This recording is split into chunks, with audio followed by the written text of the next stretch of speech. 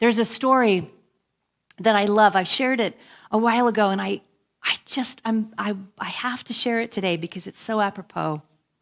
It's about a man who was asked to paint a boat.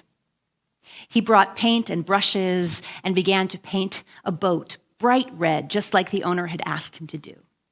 And while painting, he noticed a very small hole in the hull, and he quietly repaired it, didn't think much of it. And when he finished painting, he received his money and he left. And the next day, kind of late in the day, the owner of the boat came to the painter and he gave him a very sizable, nice check, much higher than the payment for the painting of the boat. And the painter was surprised and he said, "Oh, no, you already paid me. That's okay, that's cool, you already paid me. But it's not for the paint job, it's for repairing the hole in the boat," the owner said. "Oh, it was a small service. Oh, no, it's not worth paying me that high amount. It's fine. That was something so insignificant." "My dear friend," the owner of the boat responded, "you do not understand. When I asked you to paint the boat, I forgot that there was a hole in it. And my kids took the boat out on the water that day. They didn't know that there was a hole in it, and I wasn't home at the time to stop them. And when I returned, I discovered that they had taken the boat, and I was desperate, and I was panicked for their safety. I cannot convey to you the relief and absolute joy when they came home safely.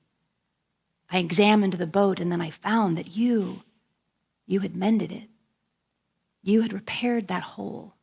In your simple kindness, you saved my children." None of us knows how many times we have mended someone else's boat. And I guarantee you, there are many, many, many times when many, many, many people have mended our boat without us knowing. That is grace within us at work. That is the noticing of something that is in need of mending or tending to and just quietly doing it. That is God or Spirit at work through us.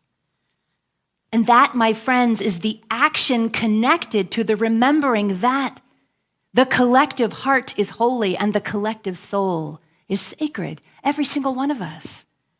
Because when we can remember that truth, no matter what separation may be felt at the moment, we can change the trajectory of the potential outcome for the better.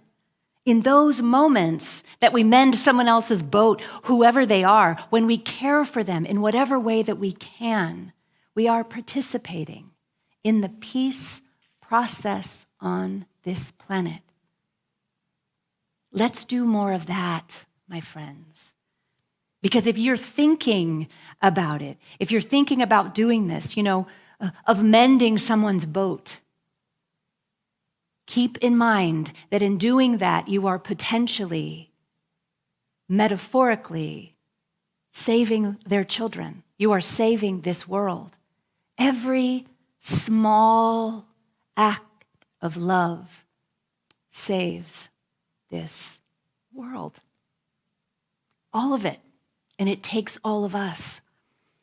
We are being called right now to bring more peace, not division, to lead with love, not to tear down with ego, to walk in greater compassion for each other, and to mend each other's boats.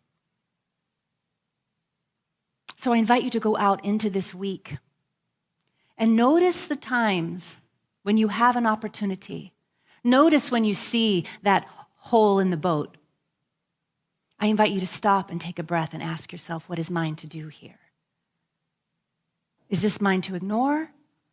Or is this mine to actually step in with love? And I invite you also to recognize all the moments when all of us, every one of us, has the opportunity to take in the truth, to remember that whoever it is that is in front of us, whoever it is, however they are acting out, whatever it is occurring, that their heart is holy and their soul is sacred.